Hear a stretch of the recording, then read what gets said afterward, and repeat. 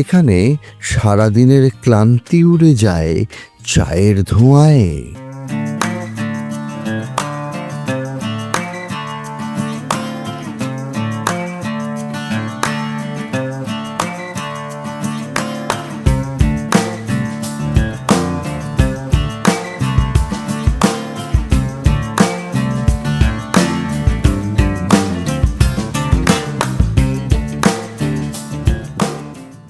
সারাদিন ব্যস্ততার শেষে মানুষ খোঁজে একটু শান্তি, আর এই শান্তি পাবার জন্য প্রয়োজন মানুষের কথা, গল্প, আড্ডা।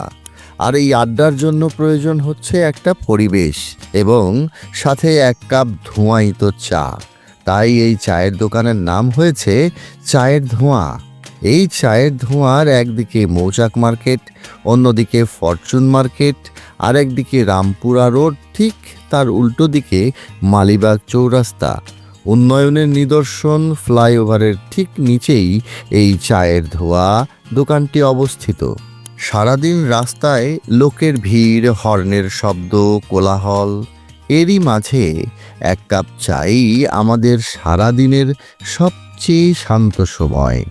মিটিং, ডেডলাইন, প্রেশার সব কিছু সরিয়ে রাখি এখানে এসে।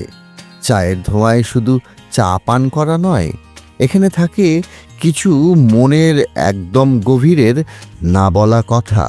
ক্লাস শেষে আমরা কোথাও যাই না, আমরা আসি এখানে চায়ের ধোঁয়ায়। স্বপ্নের কথা বলি, সফলতার কথা বলি, আর আমাদের সব কিছু জমে ওঠে এই চায়ের ধোঁয়ায় এলে।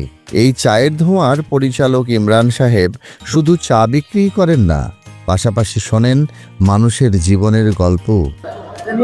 আমি শুধু চা বিক্রি করি না ভাই, আমি মানুষের গল্প শুনি। কারো হাসি, কারো কান্না, কারো দুঃখ, কষ্ট, এই সব কিছুই মিশে যায় এই চায়ের ধোঁয়ায়। চায়ের ধোঁয়া কোনো 5 তারকা ক্যাফে নয়, এটা বিলাসিতা নয়, এটা প্রয়োজন, মানুষের জন্য একান্ত প্রয়োজন। এখানে মানুষ আসে নিজেকে একটু নিজের মতো করে সময় কাটাতে।